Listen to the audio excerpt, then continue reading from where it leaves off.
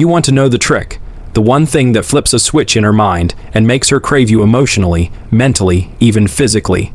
Not like a casual fling, but in a way where her thoughts start orbiting you like gravity. That's what this is about. And let me tell you now, it's not flowers, it's not compliments, and it sure as hell isn't chasing her around like a lost puppy. It's psychological, it's primal, and once you understand it, you'll start seeing women respond to you in ways you've never experienced before. This isn't something you'll find on a basic dating app or from a recycled "Be Confident" meme. No, this is field tested. It's born in the trenches, from men like Neil Strauss, Mystery, Robert Greene, and those who truly understand the subconscious mechanics of attraction. To grasp this trick, start with one brutal truth. Women don't fall for the man who tries the hardest. They fall for the man who makes them feel the most. Let that sink in. Emotion beats logic, always. And the trick I'm about to walk you through taps directly into her emotional wiring. Once you master it, she won't even know why she's thinking about you so much, but she will, and that's the power. Let me ask you, have you ever met a woman who wasn't even your physical type, but something about her pulled you in? Maybe it was her unpredictability. Maybe it was how she laughed, went cold, then smiled again, letting you in, but just barely. That feeling, that was emotional tension. If she knew what she was doing, she was controlling it. Now flip it. What if you could create that tension? What if she never quite knew where she stood with you, but loved that feeling? That's where addiction begins. Emotional addiction. Dopamine, oxytocin, adrenaline, it's a cocktail. And when you mix it right, she's hooked. Here's the heart of it. Give her an experience that shifts between emotional highs and mystery. Let me explain. Most guys think attraction is about being sweet, consistent, predictable. That gets you friendship, not desire. What actually creates addiction is variable reward. Psychologists discovered this with lab rats pulling levers for sugar. If the reward came every time, they got bored. But if it came at random, they couldn't stop. You're not a rat, but her brain works the same when it comes to attention, connection, and validation. So the trick is this: become her variable reward. Don't play games. Just stop being predictable. Show interest, but not constantly. Be emotionally available, but then pull back. Be fully present, then disappear for a while. Every shift in rhythm triggers her brain to crave you more, because she doesn't know when the next hit of your attention is coming. And that uncertainty, that's where obsession is born. Neil Strauss talked about this in the game How Emotional Spikes Separate Naturals from Nice Guys. Mystery would drop a line that lifted a girl up, then throw in a subtle neg that pulled her back down. That emotional roller coaster, that's the key. Let me give you a real example. I met this girl, a total 10, at her rooftop party in LA. Every guy there was orbiting her, offering drinks, trying to impress. I did something different. I asked, "Do you ever get bored hearing the same things from every dude?" She laughed. I said, "You seem more interesting than your Instagram makes you look." Then I walked away before she could reply. 5 minutes later, she found me. Why? Because I created a microdose of tension. I wasn't rude or needy. I just broke the script, and that shift changed the dynamic. After that, I gave her moments of attention, then faded into another convo. Every time she got my attention again, it meant something, because it wasn't guaranteed. That's how you become the guy she thinks about at night. The one who takes up space in her mind without ever saying "I like you" 100 times.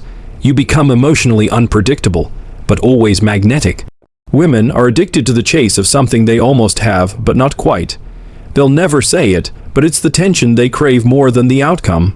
So what does this look like in practice? You talk to her, you flirt, build chemistry, then break the pattern. Don't text for a day or two. Leave her message on read. When you reply, make it playful, not apologetic. Say something bold, then go cold. Create the rhythm, because when there's rhythm, she starts dancing with you. Mentally, emotionally, physically. Robert Greene called this the intermittent reward system in The Art of Seduction. The seducer doesn't just give, he withholds. He builds anticipation. He creates a game of imagination. That's where obsession lives, and when you master this trick, she doesn't just enjoy being around you, she starts working for it. She invests, opens up, because she's chasing the emotional high you gave her before. Now, I know what some guys are thinking. Isn't this manipulative? No, manipulation is deception. This is emotional leadership. It's knowing what creates real attraction, and using it with intention. It's not begging for attention. It's becoming the experience, and once you start doing this, you'll feel it. You'll carry yourself differently.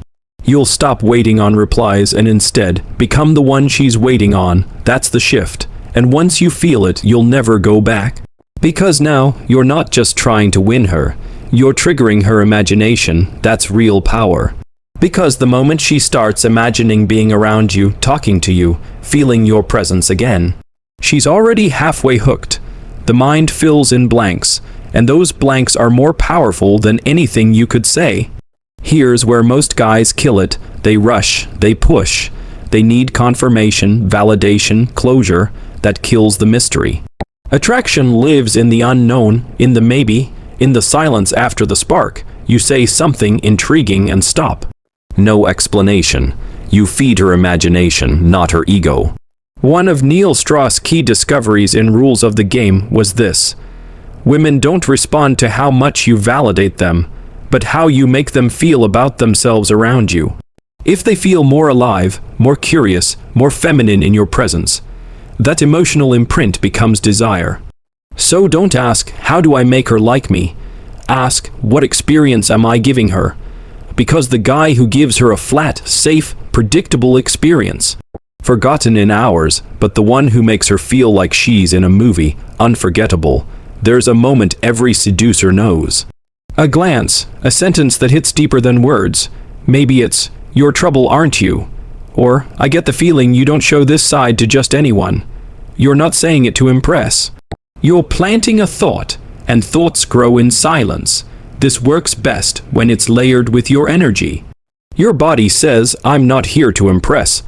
I enjoy the game," that calm intensity, the smirk, the eye contact that lingers a moment too long. That's fuel for the experience, and make no mistake, this isn't about being cold. It's about giving her something no one else gives: uncertainty wrapped in charm. A man who desires her, but doesn't chase. Even Casanova, who seduced hundreds, said the secret wasn't in his looks or wealth. It was how he listened, how he created escape from routine. He knew what most guys don't. Women remember not what you said, but how they felt around you. That's why this works. It's contrast in a shallow world. A woman who's constantly pursued finds you different. You don't ask for anything. You give tension, mystery, freedom, and with just enough distance, not cold, not aloof. You become her mental addiction. Her curiosity turns into daydreams. Her daydreams become texts. Her texts become pursuit. Most men ruin it here. They try to lock it in. Define it, control it. But that kills the dynamic. Instead, keep the energy fluid. Keep her guessing. That's when she starts asking herself questions that change everything. Why do I keep thinking about him? Why do I feel like I need to see him again? Why do I feel butterflies when he texts after days of silence? She won't say it out loud, but she knows. This feels different. You're in her head, not because you begged for a place, but because you created a feeling no one else did. A story, a mystery, an experience. That's how you stand out, and that's just the beginning. Because once you create that emotional hook, you go deeper. Every interaction becomes calibration, not pressure but precision, a pause here, a whisper there, a knowing glance. That becomes your language, because in seduction, it's not what you say. It's what she says to herself after you leave. And once you master this, you'll notice something: women treat you differently. Not because of your looks, status, or money, but because you now exude emotional dominance. Not arrogance, not aggression, but that calm gravity that makes you the center of every room. Most men try to earn attention. You become the adventure. That shift alone changes the entire dynamic, because now she's not evaluating you, she's feeling you. And once she feels something she can't control, attraction is no longer logical.